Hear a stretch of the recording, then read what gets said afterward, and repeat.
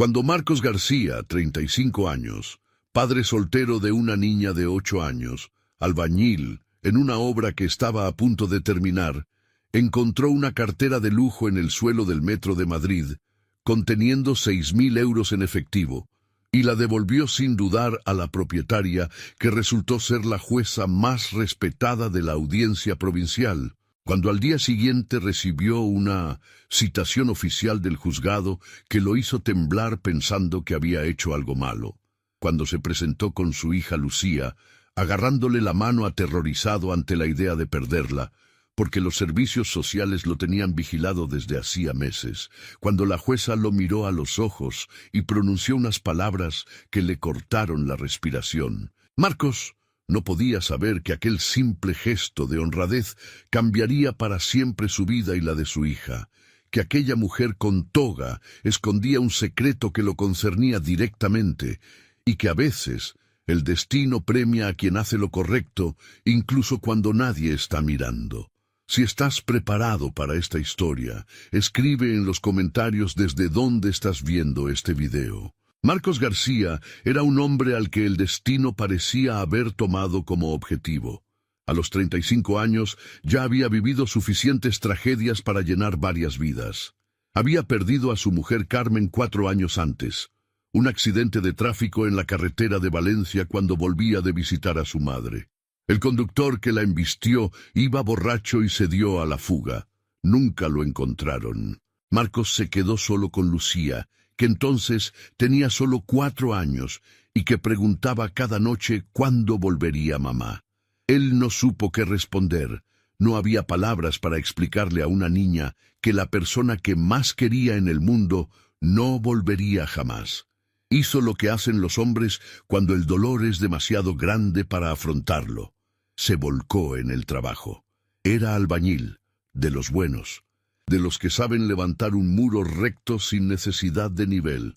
Trabajaba en obras por todo Madrid, 12 horas al día si hacía falta, lo que fuera para no pensar, para no recordar, para no derrumbarse. Ganaba 1.400 euros al mes cuando había trabajo, que no siempre lo había. La construcción era así, meses de muchos seguidos de meses de nada, y en los meses de nada, Marcos sacaba a Lucía adelante como podía, con las ayudas del gobierno, con los trabajos de chapuza que le salían, con la vergüenza de tener que pedir fiado en la tienda del barrio. Vivían en Vallecas, en un piso pequeño de un edificio antiguo. 2 habitaciones, un baño con humedades, una cocina donde apenas cabían 2 personas, pero era suyo, o casi. Lo estaba pagando con una hipoteca que le quitaba el sueño cada mes.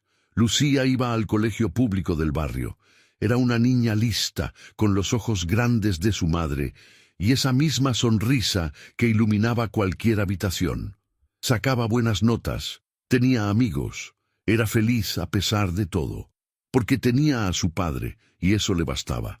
Pero la felicidad de Lucía pendía de un hilo. Los servicios sociales habían abierto un expediente. Un vecino había llamado para denunciar que Marcos dejaba a la niña sola en casa algunas tardes mientras él trabajaba. Era verdad, no podía negarlo. A veces no tenía más remedio. No podía permitirse una cuidadora, no tenía familia que le echara una mano, y si rechazaba trabajos por cuidar de Lucía, no comían. La trabajadora social había venido 3 veces. Había mirado el piso con esa expresión de quien juzga sin conocer. Había hecho preguntas sobre la alimentación de Lucía, sobre su higiene, sobre sus horarios. Marcos había contestado lo mejor que pudo, tragándose el orgullo, rogando en silencio que no le quitaran a su niña, porque eso era lo que más temía, más que la pobreza, más que el cansancio, más que la soledad. Perder a Lucía era su peor pesadilla, la que lo despertaba sudando en mitad de la noche. Aquella tarde de noviembre, Marcos volvía de una entrevista de trabajo que había salido mal. Buscaban a alguien más joven, le dijeron, como si tener 35 años fuera ser un anciano. Bajó al metro con el ánimo por los suelos, pensando en cómo pagaría la hipoteca el mes siguiente si no encontraba nada pronto. Fue entonces cuando lo vio. Una cartera en el suelo del vagón, de piel marrón, elegante, claramente cara. Marcos miró alrededor. El metro estaba casi vacío. Solo un par de personas en el otro extremo del vagón mirando sus móviles. Nadie que pareciera haber perdido algo. La recogió y la abrió. Dentro había 6.000 euros en billetes de 50. También había tarjetas de crédito, un carné de conducir y una identificación oficial que hizo que a Marcos se le acelerara el corazón. El nombre en la identificación era Victoria Navarro y el cargo decía Magistrada de la Audiencia Provincial de Madrid. Marcos contó el dinero otra vez, 6.000 euros, 4 meses de sueldo. Un año de tranquilidad. Podría pagar la hipoteca atrasada, comprar ropa de invierno para Lucía, arreglar la caldera que llevaba meses escacharrada. El metro se detuvo en Sol. Las puertas se abrieron. Marcos podría haber salido corriendo, perderse entre la multitud, y nadie lo habría sabido nunca. Pero no lo hizo. Se acordó de su padre, que en paz descansara. Un hombre recto que había trabajado toda su vida en el campo sin engañar a nadie jamás. Un hombre que le había enseñado que la honradez no es lo que haces cuando te miran, sino lo que haces cuando nadie te ve. Marcos cerró la cartera y buscó una dirección. Había una tarjeta de visita con la dirección de los juzgados de Plaza de Castilla. Devolvería la cartera al día siguiente. Esa noche, mientras arropaba a Lucía, pensó en los 6.000 euros que había dejado escapar. Pero también pensó en que podía mirarse al espejo sin vergüenza, y eso valía más que cualquier cantidad de dinero. Al día siguiente, Marcos se presentó en los juzgados de Plaza de Castilla. Nunca había estado en un sitio así. El edificio era enorme, intimidante, lleno de gente trajeada, que caminaba con prisa y expresión importante. Él iba con sus vaqueros limpios y su única camisa buena, la que guardaba para las ocasiones especiales, sintiéndose como un intruso en un mundo que no le pertenecía. Preguntó en información cómo podía localizar a la magistrada Victoria Navarro. El funcionario lo miró con suspicacia y le preguntó el motivo. Cuando Marcos mostró la cartera explicando que la había encontrado, el hombre cambió completamente de actitud. Lo hicieron esperar en un pasillo durante casi 2 horas. Marcos empezó a impacientarse. Tenía que recoger a Lucía del colegio a las 5, pero justo cuando iba a marcharse dejando la cartera en el mostrador, una puerta se abrió. Era ella, la mujer de la foto del carné. Victoria Navarro tendría unos 50 años, pelo castaño con algunas canas, ojos penetrantes, tras unas gafas de montura fina. Vestía toga negra sobre un traje gris oscuro. Tenía un aire de autoridad que hizo que Marcos se pusiera firme instintivamente. Lo invitó a pasar a su despacho sin sonreír. Marcos la siguió, cartera en mano, sin saber muy bien qué esperar. El despacho era amplio, ordenado, lleno de libros de leyes y expedientes. Había diplomas en las paredes, fotos de la jueza con personajes importantes, y una única foto personal, una niña pequeña sonriendo a la cámara. La jueza se sentó tras su escritorio y le indicó que tomara asiento. Marcos obedeció, dejando la cartera sobre la mesa entre ellos. Ella la abrió, comprobó el contenido y se quedó en silencio un largo momento. Luego levantó la vista y clavó sus ojos en Marcos con una intensidad que lo hizo sentirse incómodo. Le preguntó dónde la había encontrado. Marcos explicó. En el metro, línea 1, la tarde anterior. Ella asintió lentamente, como procesando la información. Luego hizo algo que Marcos no esperaba. Sacó un billete de 500 euros de un cajón y se lo ofreció. Una recompensa por su honradez. Marcos negó con la cabeza. No lo había hecho por dinero, dijo. Lo había hecho porque era lo correcto. La jueza lo miró como si fuera una especie rara, un animal que creía extinguido. Le preguntó a qué se dedicaba, y Marcos le contó la verdad. Albañil sin trabajo fijo, padre soltero, luchando cada día para salir adelante.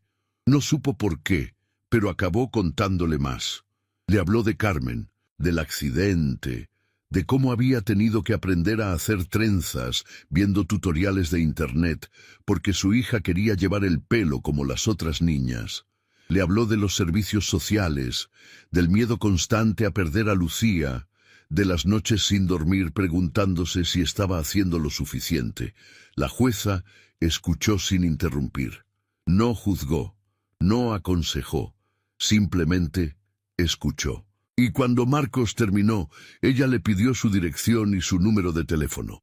Marcos se los dio sin preguntar por qué, y se marchó con la extraña sensación de que algo importante acababa de suceder, aunque no sabía exactamente qué.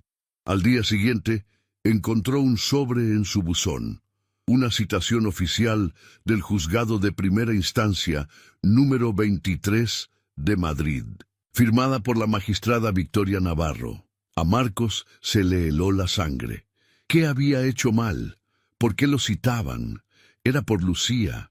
Los servicios sociales habían convencido a un juez de que se la quitaran.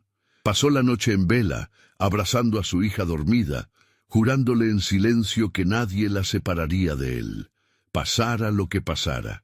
El día de la cita, Marcos se presentó en el juzgado con Lucía. No tenía elección, no había nadie con quien dejarla, y no iba a dejarla sola precisamente cuando los servicios sociales lo tenían en el punto de mira. Si iban a juzgarlo como padre, que vieran a su hija, que vieran cómo la cuidaba, cómo la quería, cómo era lo más importante de su vida.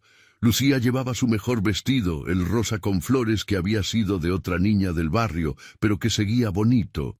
Marcos le había hecho una trenza esa mañana, cada vez le salían mejor, y le había dicho que iban a ver a una señora importante, pero que no tuviera miedo, que todo iba a salir bien, aunque él mismo no se lo creía. Los hicieron pasar a una sala que no era exactamente un tribunal, pero lo parecía. Había un estrado elevado, banderas de España y de la Comunidad de Madrid, el escudo constitucional. Y detrás del estrado, la jueza Victoria Navarro, con toga negra y expresión indescifrable. Marcos se acercó llevando a Lucía de la mano. La niña miraba todo con curiosidad, sin miedo. Los niños no entienden de juzgados ni de expedientes, solo ven habitaciones grandes con gente seria. La jueza comenzó a hablar. Explicó que aquella era una vista sobre la situación del menor Lucía García Ruiz, hija de Marcos García Fernández. Mencionó el expediente de los servicios sociales, las visitas de la trabajadora social, las preocupaciones expresadas sobre el bienestar de la niña. A Marcos le temblaban las piernas. Esto era exactamente lo que había temido. Iban a quitarle a su hija. Ti sta piacendo questa storia? Lascia un like e iscriviti al canale. Ora, continuiamo con il video. Todo lo que había luchado, todo lo que había sacrificado, no había servido de nada. Pero entonces la jueza dijo algo que no esperaba. Dijo que había realizado sus propias investigaciones sobre la situación del señor García, que había hablado con los profesores de Lucía, con los vecinos del edificio, con el dueño de la tienda donde Marcos compraba fiado cuando no llegaba a fin de mes, y lo que había descubierto la había impresionado profundamente. Había descubierto a un padre que madrugaba para preparar el desayuno de su hija antes de irse a trabajar. Un padre que pasaba las noches cosiendo los uniformes escolares porque no podía comprar nuevos. Un padre que renunciaba a comer para que su hija tuviera siempre el plato lleno. Había descubierto a una niña que iba bien en el colegio, que estaba bien adaptada, que hablaba de su padre como si fuera un superhéroe. Una niña que no tenía lujos, pero que tenía lo único que realmente importa. Un padre que la quería incondicionalmente. La jueza hizo una pausa. Miró a Marcos a los ojos. Luego miró a Lucía. Y finalmente volvió a mirar los documentos que tenía delante. Y entonces dijo las palabras que lo cambiaron todo. La jueza Victoria Navarro se puso en pie. Declaró que, basándose en las pruebas recogidas, No había ningún motivo para retirar a la menor, Lucía García, de la custodia de su padre Marcos García. Es más, dijo, era su opinión que el señor García era un ejemplo de paternidad responsable y amorosa, y que la niña era afortunada de tener un padre tan entregado. Marcos sintió que las lágrimas le subían a los ojos. No había llorado desde el funeral de Carmen, pero en aquel momento todo el peso que llevaba sobre los hombros pareció aligerarse, y las lágrimas vinieron solas. Lucía lo miró preocupada. No entendía qué pasaba, solo sabía que su padre estaba llorando y eso la asustaba. Marcos se arrodilló y la abrazó, susurrándole que todo estaba bien, que iban a quedarse juntos, que nadie los separaría jamás. Pero la jueza no había terminado. Le pidió a Marcos que se acercara. Él obedeció, dejando a Lucía sentada en una silla, y se detuvo frente al estrado. La jueza Navarro se quitó las gafas y lo miró con una expresión que Marcos no supo descifrar. Había severidad, sí, pero también algo más, algo que parecía respeto, quizás incluso admiración. Le dijo que lo que había hecho con la cartera era excepcional, que en sus 30 años de carrera había visto lo peor de la humanidad, gente que mentía, robaba, traicionaba por mucho menos de 6.000 euros. Y entonces había llegado él, un hombre que no tenía nada, que habría tenido todas las razones del mundo para quedarse ese dinero, y lo había devuelto sin dudarlo. Le dijo que la honradez era una cualidad que no se podía enseñar. O la tenías o no la tenías, y él la tenía. Y eso decía mucho sobre qué clase de padre era, sobre qué ejemplo estaba dando a su hija. Luego le contó algo que lo dejó sin palabras. Le dijo que su marido era el director de una importante empresa de construcción, que estaban buscando un encargado de obra, alguien de confianza, honrado, capaz de gestionar equipos y responsabilidades, y que ella ya había hablado con su marido sobre Marcos. La entrevista estaba fijada para la semana siguiente. Si le interesaba. Marcos no supo qué decir. Balbuceó un agradecimiento, pero la jueza lo interrumpió. No era un favor, dijo, era una oportunidad merecida. Él había demostrado quién era con sus acciones, y ahora simplemente estaba recogiendo lo que había sembrado. Pero había más. La jueza Navarro le contó algo que no le había contado a nadie.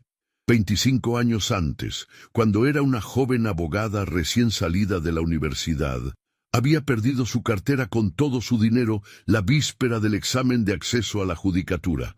Estaba desesperada, sin recursos, a punto de abandonar. Alguien encontró esa cartera y se la devolvió.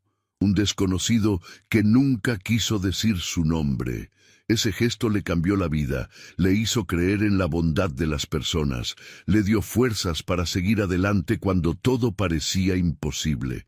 Nunca pudo darle las gracias a aquella persona, pero había jurado que si algún día tenía la oportunidad, haría lo mismo por alguien. Y ahora, 25 años después, esa oportunidad había llegado. 6 meses después, Marcos García era un hombre diferente. Había conseguido el trabajo. La entrevista fue bien. El marido de la jueza vio en él exactamente lo que su mujer había descrito.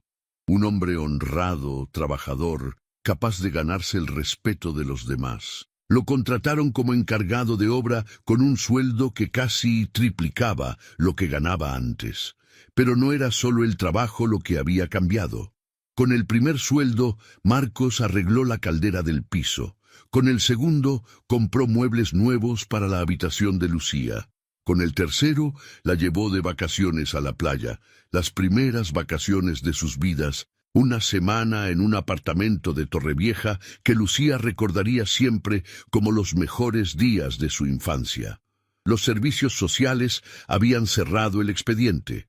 La trabajadora social vino a hacer una última visita. Vio el piso arreglado, el trabajo estable, la niña feliz. Y por primera vez desde que Marcos la conocía, sonrió. Le dijo que era evidente que Lucía estaba en buenas manos, que no había nada de qué preocuparse, que le deseaba lo mejor. Marcos lloró esa noche cuando Lucía se durmió, pero fueron lágrimas de alivio, de alegría, de un hombre que por fin podía dejar de tener miedo. La jueza Victoria se había convertido en parte de sus vidas, no como una autoridad, sino como una amiga. Los invitaba a comer los domingos a su casa en Pozuelo, presentaba a Lucía a sus nietos, le daba consejos a Marcos sobre cómo gestionar el dinero ahora que por fin tenía algo que gestionar. Marcos había descubierto que detrás de aquella fachada severa había una mujer bondadosa, generosa, que había dedicado su vida a buscar justicia en un sistema que a menudo carecía de ella. También había descubierto que la niña de la foto en su despacho era su hija, fallecida hacía años en un accidente y que Victoria nunca había dejado de cargar con ese dolor. Quizás por eso se había volcado tanto en la historia de Marcos y Lucía. Quizás veía en ellos lo que había perdido, una familia luchando por mantenerse unida contra todo pronóstico. O quizás era simplemente una buena persona que había reconocido a otra buena persona. Lucía adoraba a la jueza, la llamaba tía Victoria, y le hacía 1000 preguntas sobre su trabajo, sobre qué significaba ser jueza, sobre cómo se decidía quién tenía razón y quién no. Victoria respondía con paciencia, feliz de tener a alguien que la viera como algo más que una figura con toga. Un día, Lucía le preguntó a su padre si la jueza podía ser su abuela. Nunca había tenido abuelos, explicó. Los padres de Marcos habían muerto antes de que ella naciera, y los de Carmen no querían saber nada de ellas. Y la jueza era tan buena, y le gustaba tanto pasar tiempo con ella. Marcos no supo qué contestar. Miró a Victoria, que había oído la pregunta, y vio que también ella tenía los ojos húmedos. Victoria se arrodilló junto a Lucía y le dijo que estaría encantada de ser su abuela, que no tenía nietos propios, su hija había muerto antes de poder dárselos, y que Lucía era la nieta que siempre había soñado. Así fue como su pequeña familia de 2 se convirtió en una familia de 3, no unida por la sangre, sino por algo más fuerte, por la elección, por el cariño, por la gratitud. 2 años después, Marcos volvía a encontrarse en un juzgado. Pero esta vez no era como acusado ni como testigo, era como padre orgulloso que veía a su hija recibir un premio. Lucía había ganado una beca. Tenía 10 años, era la primera de su clase, y una fundación para estudiantes con talento la había seleccionado para un programa especial de excelencia académica. La ceremonia de entrega se celebraba en el Salón de Actos del Tribunal Superior de Justicia de Madrid, el mismo edificio donde Marcos había pensado que iba a perderlo todo. Victoria estaba sentada a su lado, de civil por una vez, orgullosa como una abuela de verdad. El marido de Victoria estaba al otro lado, el hombre que había dado a Marcos la oportunidad de empezar de nuevo. Cuando llamaron al nombre de Lucía, Marcos sintió que el corazón le estallaba de orgullo. Vio a su hija subir al escenario, recibir el diploma de manos del presidente del Tribunal Superior y dar un pequeño discurso de agradecimiento que había preparado ella sola. Lucía dio las gracias a sus profesores, a sus compañeros, a la fundación, pero sobre todo dio las gracias a su padre. Dijo que él le había enseñado la lección más importante, que la honradez siempre compensa, aunque a veces parezca que no, que hacer lo correcto es siempre la elección correcta, aunque sea la más difícil. Contó la historia de la cartera, de cómo su padre había encontrado 6.000 euros y los había devuelto sin pensarlo, de cómo aquel gesto había cambiado sus vidas, de cómo ahora tenían una casa, una familia, un futuro. La sala aplaudió. Marcos se secó las lágrimas que no podía contener. Victoria le apretó la mano, sonriendo. Después de la ceremonia, mientras caminaban hacia la salida, Lucía se detuvo frente a la puerta de la sala donde se había celebrado la vista que había decidido su destino. Miró la puerta cerrada y luego miró a su padre. Le preguntó si recordaba cuánto miedo había tenido aquel día. Marcos asintió. ¿Cómo podría olvidarlo? Lucía sonrió. Le dijo que ella nunca había tenido miedo, que sabía que todo iba a salir bien, porque su padre era el hombre más bueno del mundo, y a las personas buenas les pasan cosas buenas. Marcos la abrazó fuerte, sin palabras para explicarle cuánto significaba para él. Esa noche, en la cena de celebración, Victoria hizo un anuncio. Se jubilaba. Después de 35 años de carrera, era hora de descansar. Pero no pensaba quedarse de brazos cruzados. Había decidido crear una fundación para ayudar a padres solteros en dificultades, aquellos que, como Marcos, luchaban cada día para mantener a sus familias unidas. La fundación se llamaría Segunda Oportunidad, y quería que Marcos fuera su director. Marcos se quedó sin habla, él, un albañil, dirigiendo una fundación. No tenía estudios, ni experiencia, ni contactos, pero Victoria le dijo lo que le había dicho el primer día. No eran los títulos lo que marcaban la diferencia, era el carácter. Y Marcos tenía el carácter adecuado. Había vivido en sus propias carnes lo que significaba ser un padre solo, sin recursos. Y nadie mejor que él podía entender y ayudar a quienes se encontraban en la misma situación. Marcos aceptó. No por ambición ni por dinero, sino porque por fin podía devolver lo que había recibido. Podía ser para otros lo que Victoria había sido para él. Un año después, la Fundación Segunda Oportunidad había ayudado ya a 150 familias, padres solteros que habían encontrado trabajo, casas, apoyo legal, niños que se habían quedado con sus padres en lugar de acabar en acogida. Historias como la de Marcos, repitiéndose cada día. Lucía, ya con 11 años, hacía voluntariado en la fundación los fines de semana. Ayudaba con los niños, organizaba actividades, llevaba su sonrisa a donde quiera que fuese. Se había convertido en una pequeña embajadora de la honradez, contando a todos la historia de su padre y de la cartera. Marcos, mirando todo lo que habían construido, pensaba a menudo en aquella tarde de noviembre en el metro. Pensaba en lo fácil que habría sido quedarse aquellos 6.000 euros, en lo diferente que habría sido todo si lo hubiera hecho. Pero no lo hizo. Siguió su corazón, su sentido de la justicia, las enseñanzas de su padre. Y aquel simple gesto había generado una cadena de acontecimientos que había transformado no solo su vida, sino la de cientos de otras personas.